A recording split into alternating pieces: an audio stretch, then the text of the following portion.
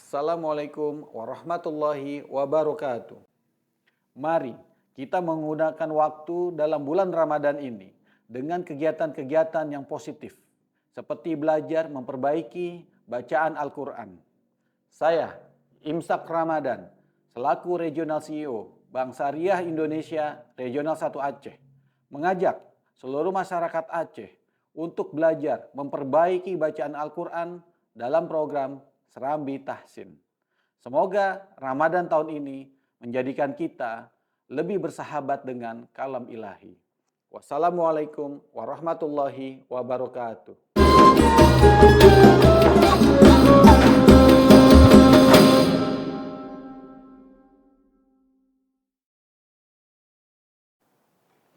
Assalamualaikum warahmatullahi wabarakatuh. Alhamdulillahi rabbil alamin.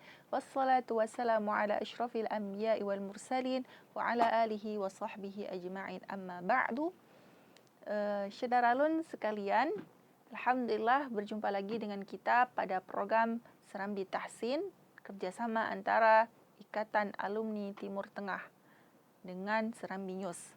Pada kesempatan hari ini, Syederalun, insyaAllah kita akan membaca surah At-Takwir dari ayat 1 sampai ayat ke-7. Sebelum kita membahas hukum-hukum tajwid yang ada di ayat-ayat tersebut, sebelumnya kita akan membacanya terlebih dahulu. A'udzu billahi minasy syaithanir rajim. Bismillahirrahmanirrahim. Wa idzan nujumun kadarat wa idzal jibalu suyirat wa idzal 'isyaru 'uttilat wa idzal wuhushu husyirat wa idzal biharu sujjirat wa idzan nufusu zuwijat. Sadaqallahul azim. Alhamdulillah, Syederalun, kita telah membaca surah At-Takwir dari ayat 1 sampai ayat ke-7. InsyaAllah kita akan membahas hukum-hukum tajwid yang ada di ayat-ayat tersebut. Yang pertama, idza syamsu kuwirat. Di sini idza i harus ditahqiqul kasri. Yaitu kita harus menjelaskan kasrahnya, jangan idza, tapi idza. Idzash, di sini idzash, tidak boleh idzash, karena shin makhrajna, tempat keluarnya dari tengah lidah, bukan dari dua bibir. Kemudian harus ada sh, karena shin bersifat tafashi. Apa itu tafashi? Menyebarnya suara. Idzasyam, jangan syam, jangan ditekan syam, tapi sekedar saja idzasyam, jangan syam, tapi idzasyamsu kuwirat. Kuwi ada nabar karena dia ada tasydid. Ra tebal, ta seperti biasa dia tertahan nafas, tertahan suara tapi mengalir nafas. Kuwirat, jangan kuwirat, itu menyerupai huruf sin karena dia mengalir suara, maka ini merupakan kesalahan dalam membaca Al-Quran. Gara-gara sering kita dengar idzasyamsu, gara-gara sya tadi, sin juga dibaca sya, idzasyashum atau idzasyamsu. Ini di sini perlu kelenturan lidah, harus sering-sering belajar atau membaca Al-Quran supaya lidahnya itu lentur. Ayat selanjutnya, wa idzan, i dijelaskan, zan. Di sini kenapa langsung tidak kita ucapkan zal tapi zan? Karena dia alif lam syamsiah. Wa idzan nujumun, mul, bukan mung tapi mul. Suaranya mul karena lidah tidak dinaikkan ke atas, tapi dia hanya di tempat semula.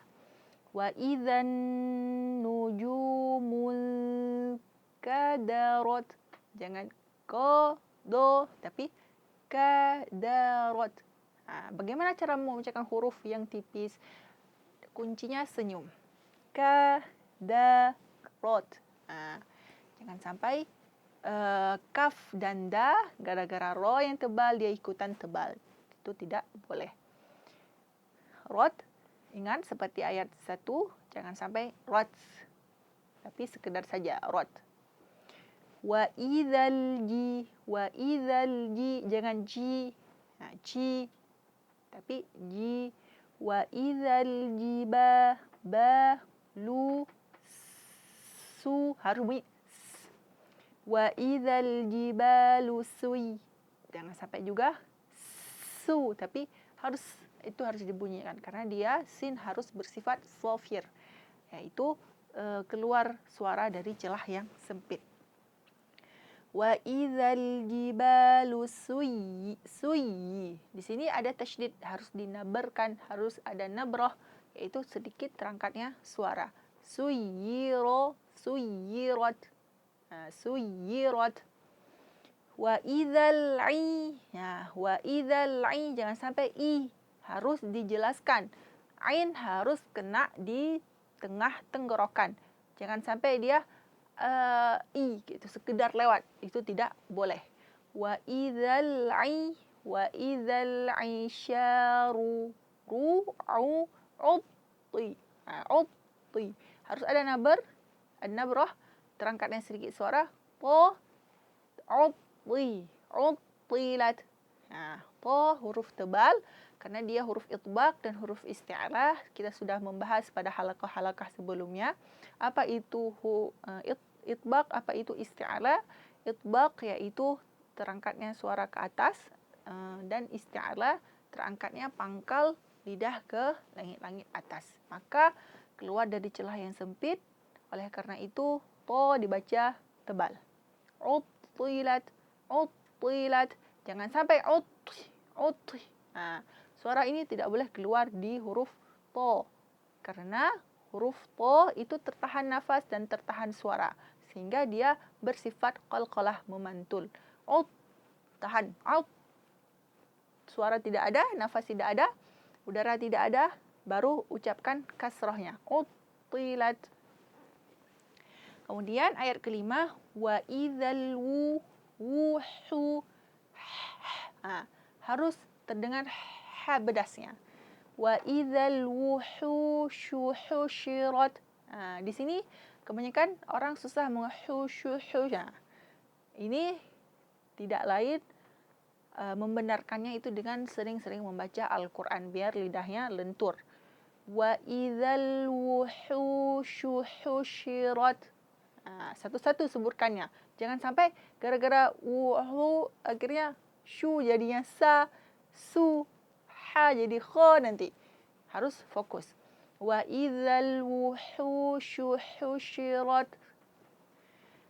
Kemudian ayat ke-6, wa idzal biha, bi senyum, ha harus ada karena dia rakhawah, ra tebal karena dia dhammah, su makhrajnya dulu baru harakah, suj.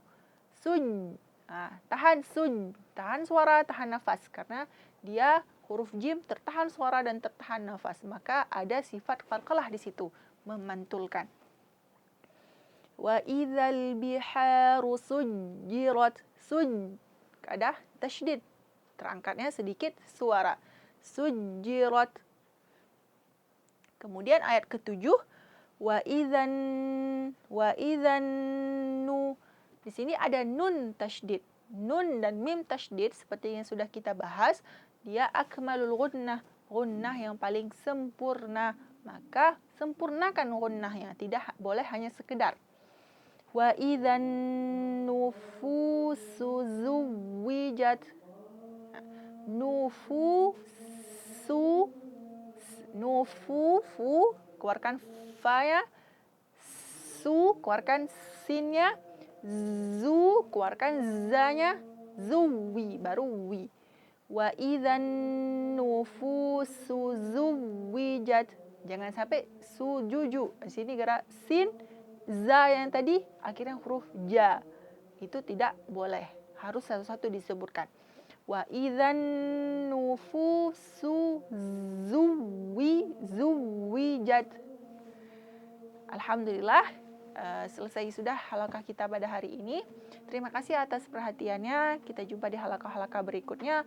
Assalamualaikum warahmatullahi wabarakatuh.